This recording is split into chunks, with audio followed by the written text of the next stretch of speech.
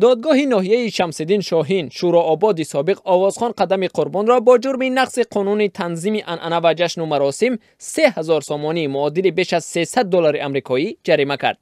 قدم قربان ساکن 48 ساله جماعت چگم ناحیه شمس‌الدین شاهین بیشتر با اجرای ترانه و رفتارهای عجیبش در شبکه‌های اینترنتی معروف است. با مراد نجم‌الدین زاده یک مسئول دادگاه روزی 20 دکبر در صحبت با رادیو آزادی گفت که قدم قربان برای پول چسباندن به یک رقاصه گناهکار دانسته شد. وی گفت که نوار ویدیویی این صحنه در شبکه اجتماعی یوتیوب نشر شده است. قانون تنظیم عنعنه و جشن و مراسم های ملی که سال 2007 قبول شد در برابر محدودیت های دیگر از جمله پول چسبانی در معرکه ها را کاملا منع می‌کند.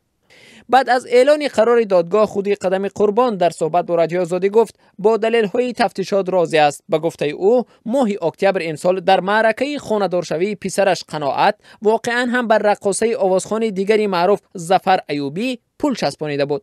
همین صحنه از جانب کاربر ناشناس به اینترنت راه یافته است. قدم قربان میگوید از فناوری های زمانوی زیاد آگاه نیست و هر موادی که از هنرنمایی های او به اینترنت راه مییابد کاری هوادارانش است. من یک تلفن تمغه نوکی عادی دارم و از این نوارهایی که در اینترنت نشر می شود خبری ندارم، گفت او. این آوازخوان میگوید وقتی او را به معرکه های شادی مردم دعوت میکنند با کمال میل می رود.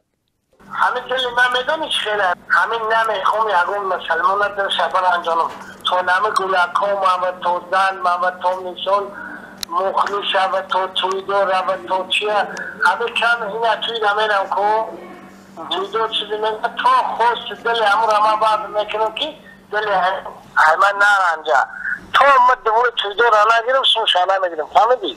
قدم قربان افزود 3000 سامانی برایش پولی کم نیست، ولی دادرس چنین قرار برآورده است و چاره بجز پرداختی مبلغ ندارد.